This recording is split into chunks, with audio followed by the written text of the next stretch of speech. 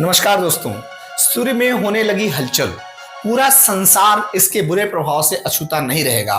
भारत पर इसका असर क्या होगा? क्या भारत में आए हीट वेव के कारण सूर्य में उठ रहे हैं तूफान? आप कहीं मत जाइए, चैनल को सब्सक्राइब कर लीजिए। हम आज सौर तूफानों का अध्ययन करेंगे। दोस्तों, आदित्य L1 का शाब्दिक अर्थ होता है अदिति का पुत्र, अर्थात सूर्य। वैसे मेरा नाम दिनेश है और इसका मतलब भी सूर्य होता है। हर एक नाम जो रखे जाते हैं उसका कोई ना कोई मतलब होता ही है। दोस्तों, अभी हाल ही में सौर तूफान 11 मई से 14 मई के बीच से, जिसे आदित्य L1 और चंद्रयान 2 ने बड़े ही सक्षमता से मापा है, देखा गया है और धरती पर होने वाले इसके प्रभावों को बड़े आसानी से बता दिया है। दोस्तों, आदित्य L1 और चंद्रयान 2 के करामात को हम समझेंगे। इससे पहले हम जान लेते हैं कि वास्तव में आदित्य L1 का क्या स्वर्णिम भविष्य है। साथियों, आदित्य L1 सौर वायुमंडल का अध्ययन करने के लिए भारत द्वारा छोड़ा गया एक कोरोनग्राफ यान है, जो तारे या अन्य चमकदार वस्तु से सीधे प्रकाश को रोकता है ताकि चांद से सूरज ना छिपे और अध्ययन हो सके। साथियों, यह पूरा कब शुरू हुआ? भारत ने सूर्य का भी अध्ययन करने की तरफ पहला कदम कब बढ़ाया? यह बात है जनवरी 2008 की, जब अंतरिक्ष अनुसंधान के लिए बनाई गई सलाहकार समिति द्वारा इसकी अवधारणा की गई थी। यह भारतीय अंतरिक्ष अनुसंधान संगठन और विभिन्न भारतीय अनुसंधान संगठनों के बीच सहयोग से डिजाइन किया गया और विकसित भी किया गया था। साथियों, इसे 2 सितंबर 2023 को श्रीहरिकोटा से PSLV C-53 रॉकेट के द्वारा लॉन्च किया गया। यह सूर्य का अध्ययन करने वाला पहला भारतीय अंतरिक्ष मिशन है। यह लाग्रांज बिंदु L1 पर स्थापित होने वाला पहला भारतीय मिशन है।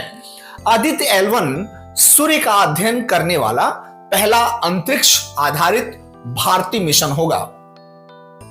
अंतरिक्ष यान को सूर्य पृथ्वी प्रणाली के लाग्रांज बिंदु 1 यानी L1 के चारों ओर एक प्रभाव मंडल कक्षा में रखा जाएगा, जो पृथ्वी से लगभग 1.5 मिलियन किलोमीटर दूर है।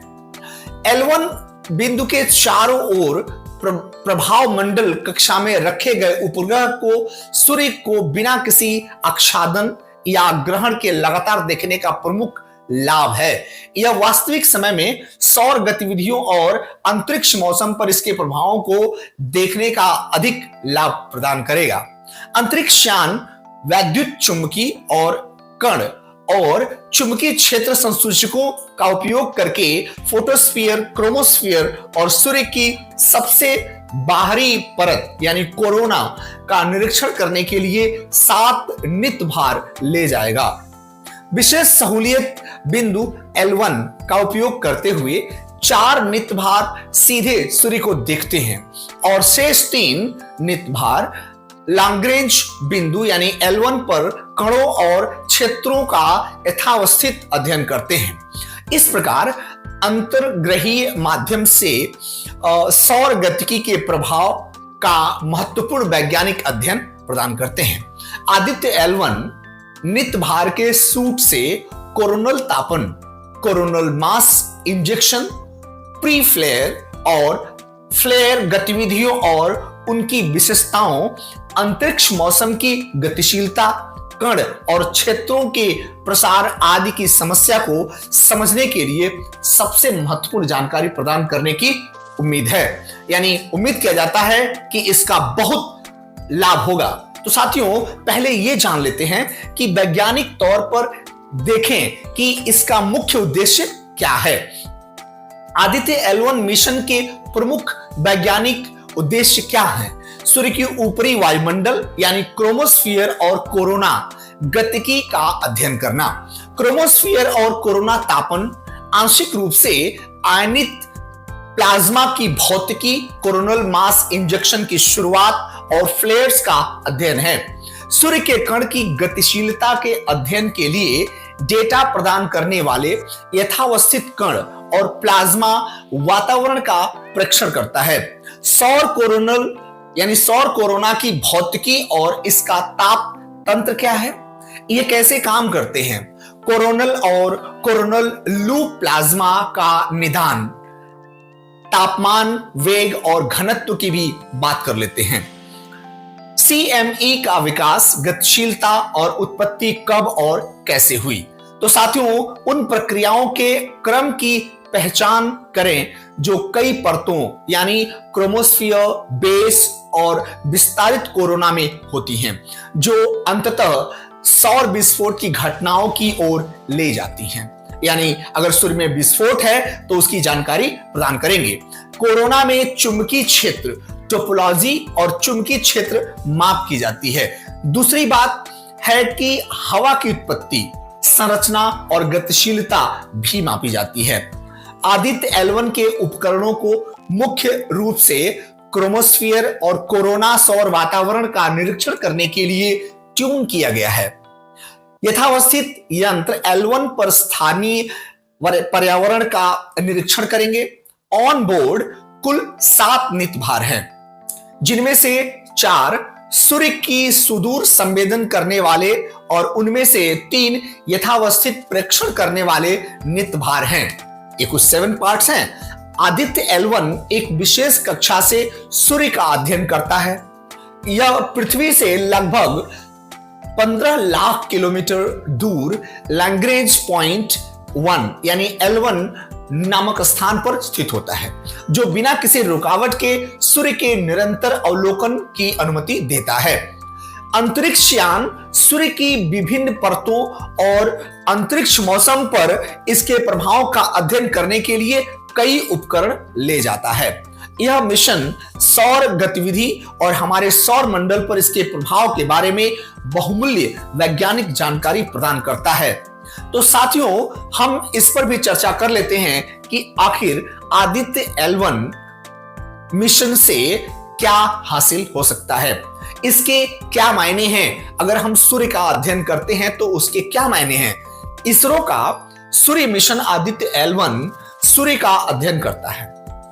इसमें 7 पेलोड होते हैं, जिनमें से 4 पेलोड सूर्य की निगरानी करते हैं और 3 पेलोड L1 पर कणों और क्षेत्रों की इन सीटू अध्ययन करते हैं।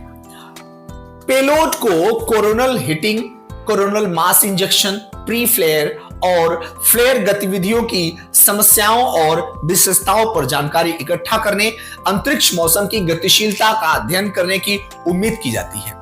आदित्य L1 सफलतापूर्वक अपने अंतरिक्ष लक्ष्य हासिल कर लेता है तो यह अंतरिक्ष विज्ञान के क्षेत्र में एक नई यात्रा की शुरुआत होगी, जो मानवता के सुनहरे भविष्य की कहानी लिखेगा। जैसे चंद्रमा का अध्ययन किया, उसी तरह से आने वाले समय में सूर्य का अध्ययन बहुत आसान और सजग होगा। मिशन के प्रमुख महत्वपूर्ण लक्ष्य क्या हैं? क्या भारत के लिए स्वर्णिम भविष्य की कल्पना की जा सकती है? आदित्य L1 मिशन के मुख्य लक्ष्य कुछ इस प्रकार हैं। सबसे पहले सूर्य के वायुमंडल और कोरोना के संरचना और गतिशीलता को समझना, सौर फ्लेयर और कोरोनल मास इंजेक्शन CMEs की उत्पत्ति और विकास को समझना, सौर गतिविधि और अंतरिक्ष मौसम के बीच के संबंधों को भी आसानी से समझ लेना, सौर गतिविधि के प्रभावों को पृथ्वी के वातावरण और जलवायु पर समझ प्रस्तुत करना। लगे हाथ ये भी देख लेते हैं कि मिशन के उपकरण क्या क्या हैं। आदित्य L1 मिशन 7 वैज्ञानिक उपकरणों से युक्त है, जो ऑलरेडी हम चर्चा किए हैं। इनमें सबसे पहला है सोलर कोरोनल इमेजर यानी SCI।